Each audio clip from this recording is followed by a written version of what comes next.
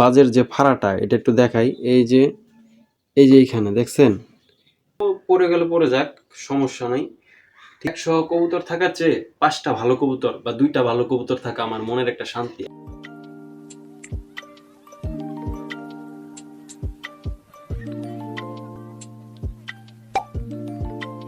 নতুন আরেকটা ভিডিওতে আপনাদের সকলকে স্বাগতম। আজকের মূল ভিডিওটা হচ্ছে, যে বিষয়টা নিয়ে আমাদের আজকের ভিডিও, গত যে পাল্লাটা ছিল আমাদের 25 কিলোমিটার, গত 12 তারিখে আমাদের পাল্লাটা ছিল। ওই পাল্লায় আমাদের একটা কবুতরকে আসলে বাজে আক্রমণ করেছিল, খুব বাজেভাবে। আমাদের অলরেডি ভিডিও ইউটিউবে দেওয়া আছে, আপনারা চাইলে দেখতে পারেন আমাদের গত পাল্লাটা, 4র্থ নম্বর পাল্লা। এরপর আমরা কোনো পাল্লা করতে পারি না। আমাদের কবুতরের মধ্যে আসলে একটা বিশৃঙ্খলা সৃষ্টি হয়ে গেছে। ওই কালদম কবুতরটার বর্তমান অবস্থাটা আসলে আপনাদেরকে দেখাবো, এবং ওই কবুতরটা সম্পর্কে আমার আসলে কি পরবর্তী পদক্ষেপ এটা আপনাদেরকে আসলে জানাবো, এবং আপনাদের মতামত আসলে নিব। আমাদের যে কবুতরটা আছে, এই হচ্ছে সে আমাদের কালদম কবুতরটা।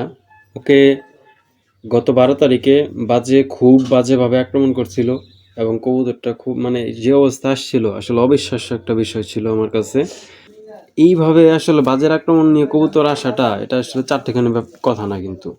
এই যে আমি আপনাদেরকে বাজের যে ফাড়াটা এটা একটু দেখাই। এই যে এইখানে দেখছেন, এই যে দেখতে পাচ্ছেন কিনা জানি না, এই যে দেখা যাচ্ছে কিনা, একেবারে চামড়া সহ, ভিতরের মাংস সহ নখটা এমন ভাবে ডাবাইছে কবুতরটাকে, কবুতরটা একবারে শেষ হয়ে গেছে। কপাল ভালো, আসলে বাজে ওকে ধরতে পারে না একেবারে। ও ব্যথা পাবে বিধায় আমি আসলে দেখাইতেছি না। এই যে দেখছেন, এই যে ফুটা একদম রানের মাঝখানে রানটাকে আলাদা করে ফেলছিল প্রায়। কপালটা ভালো, ও আসলে এই অবস্থায় ছুটে আসতে পারছে। ও আসলে খুব একটা এনার্জেটিক কবুতর, ঠিক আছে, বড় সাইজের কবুতর দেখতেই পাচ্ছেন আপনারা। এই কারণে হয়তো বাজার হাত থেকে ছুটে আসতে পারছে। কবুতরটাকে নিয়ে পরবর্তী পদক্ষেপ কি ভাবতেছি। এখন আমার আসলে এই বছর নিয়ত ছিল যে কটা কবুতর আছে, আমার টোটাল 8টা কবুতর ছিল। আপনাদেরকে প্রথম পাল্লা থেকে আমি ভিডিওর মাধ্যমে দেখিয়েছি। আমার আগে যে কবুতরগুলো ছিল ওগুলো আমি সেল করে দিছি। আমার আর কোনো কবুতর নাই, এই 8টা কবুতরই ছিল। এই 8টা কবুতরই আমি রেখেছিলাম এই কারণে, আমি আসলে এই বছর পাল্লা দিব, দেখবো আসলে এই কবুতরগুলো কেমন রেজাল্ট করে। আগে পরে আমি অবশ্য ছোটখাটো পাল্লা করছি, কিন্তু লং এ যাওয়া হয় নাই। এই বছর আসলে যাওয়ার নিয়ত ছিল 50 কিলো বা 60 কিলো, এরকম একটা ডিস্টেন্সে। এখন ওই ডিস্টেন্সে যাওয়ার আগেই 8টা কবুতর থেকে আমার প্রথম 12 তারিখ পর্যন্ত আমার কবুতর পড়ে গেছিল 3টা। 12 তারিখ পর্যন্ত 3টা পড়ার পরে গত 17 তারিখে আমার একটা মেন মাদি ছিল সুন্দরী লেনের, ওই মাদিটা এসেছিল। এরপরে কবুতর হয়েছে মোট 6টা, 2টা কবুতর শর্ট। আসলে কবুতর শর্টেজ থাকার কারণে পরবর্তীতে আমি আর কোনো পাল্লায় আসলে বের হই নাই, বা পাল্লা দেওয়ার আমার ইচ্ছা হয় নাই, যে আসলে শর্ট কবুতর এখন কি নিয়ে কি করব। এখন তারপরেও আপনাদের মতামত চাইতেছি। আমি আসলে এই কবুতরটাকে এবার আমি রোডে নামাবো, আমার ইচ্ছা আছে।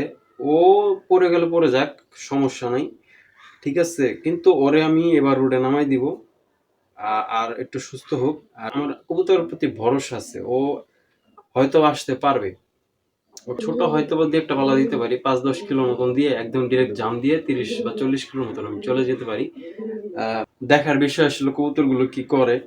আমার ভরসা আছে কবুতর হয়তো বা আসতে পারবে। এখন সম্পূর্ণটাই হচ্ছে সৃষ্টিকর্তার উপরে, সৃষ্টিকর্তা ভালো জানেন। কিন্তু আমার ইচ্ছা হচ্ছে আসলে 100 কবুতর থাকার চেয়ে 5টা ভালো কবুতর বা 2টা ভালো কবুতর থাকা আমার মনের একটা শান্তি, আমার কাছে মনে হয়। এই কারণেই মূলত এবার এই আসলে সিদ্ধান্তটা নেওয়া। এখন পরবর্তীতে কি হয় এটা আসলে আল্লাহ ভালো জানে। পাল্লা দিব, এখন যদি আসতে পারে হয়তো আসবে, না আসতে পারলেও সমস্যা নেই। দেখা যাক আসলে পরবর্তীতে কি হয়, হয়তো ভিডিওগুলো দেখানো হবে। সে পর্যন্ত আমাদের সাথেই থাকুন। আসসালামু আলাইকুম, দেখা হচ্ছে নতুন আরেকটি ভিডিওতে।